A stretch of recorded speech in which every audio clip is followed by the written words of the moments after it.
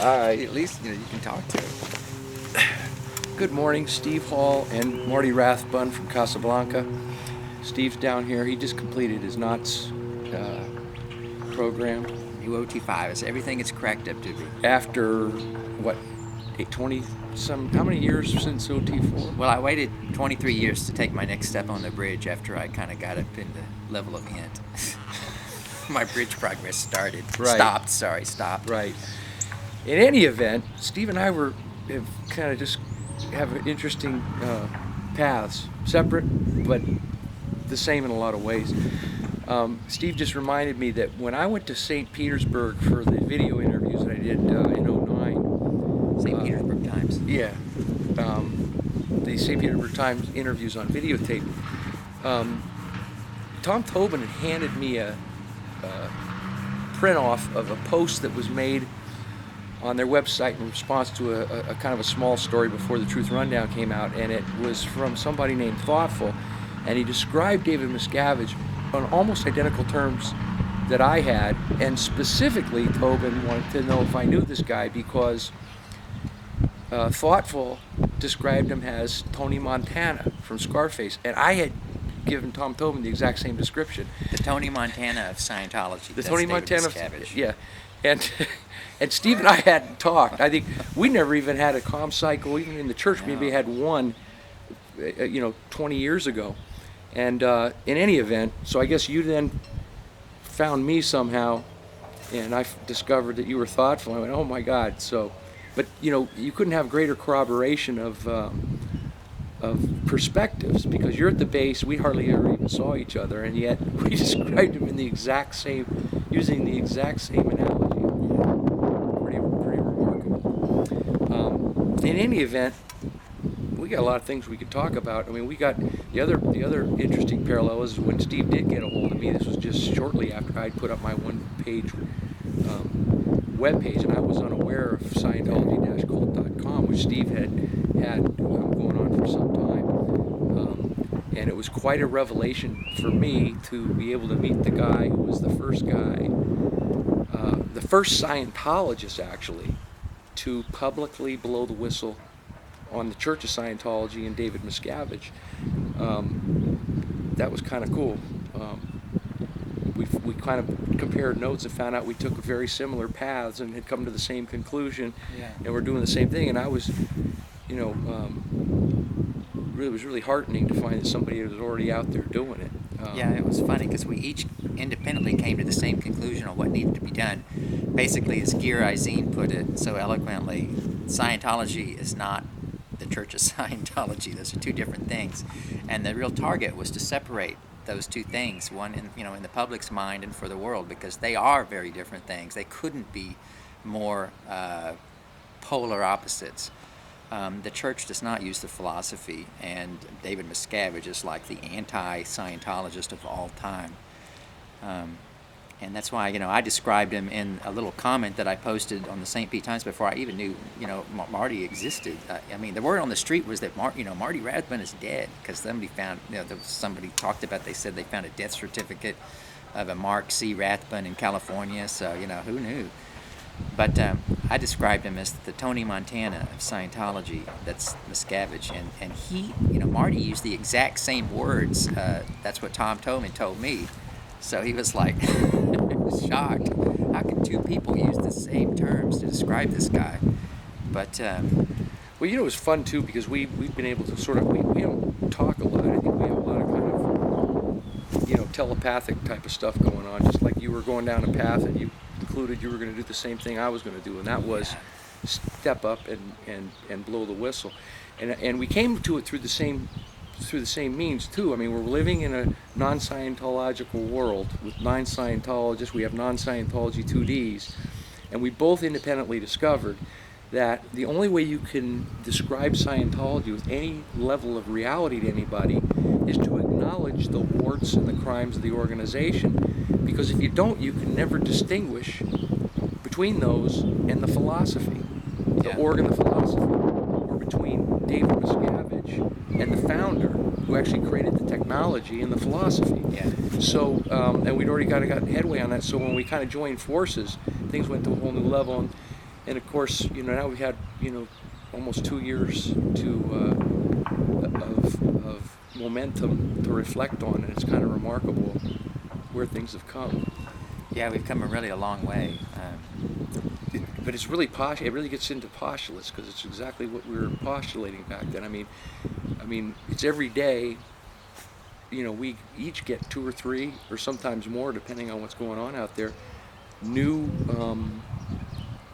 discoveries of new people that have been enlightened and become DPTS, huh? Yeah.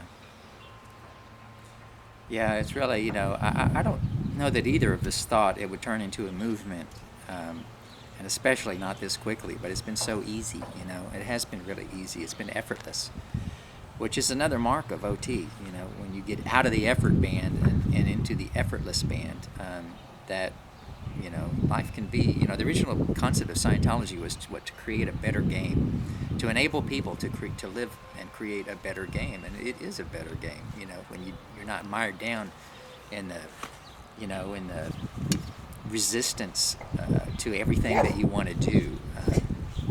You get out of that and stuff just gets easy. Things just fall into place effortlessly, and that's kind of how this whole thing has gone from the start.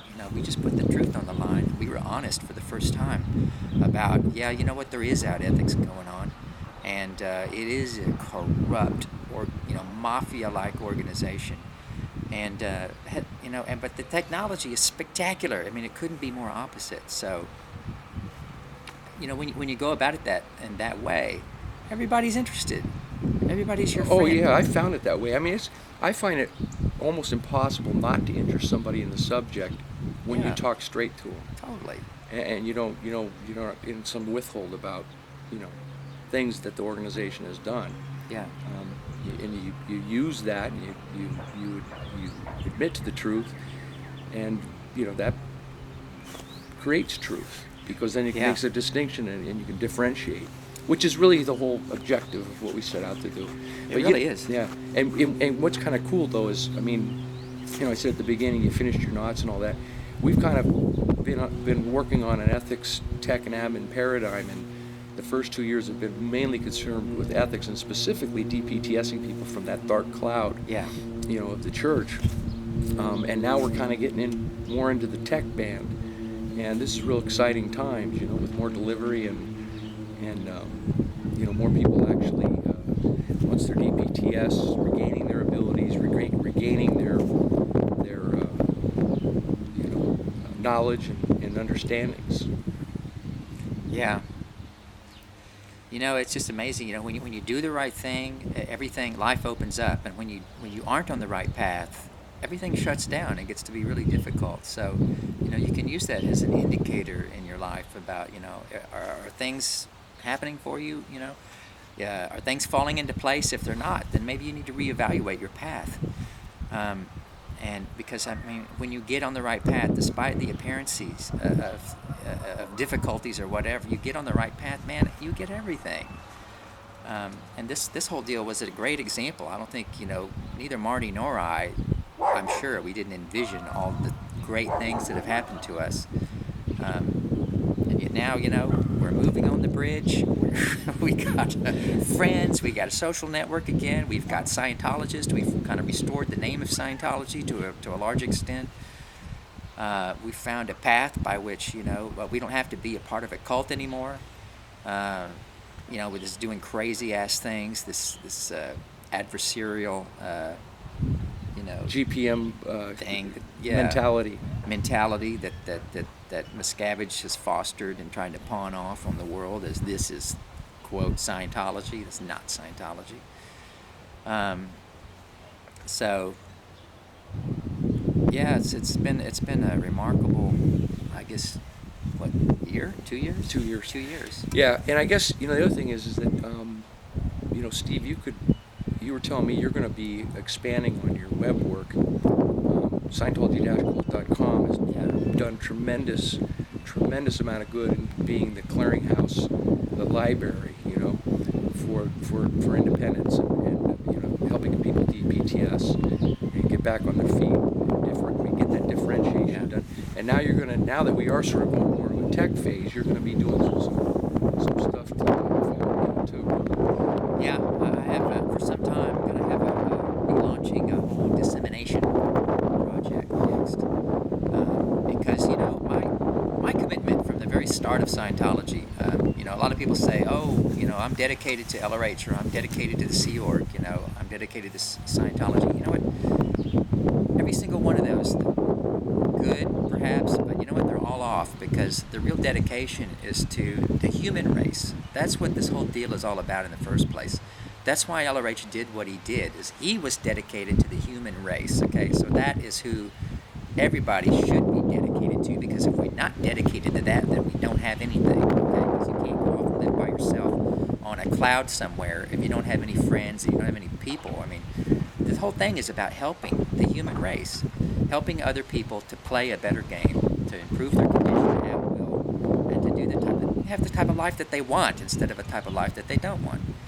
So, I really look forward to that dissemination aspect, because that's, Yeah. It's something we have to do. It's things kind of come natural when you have a goal in mind, and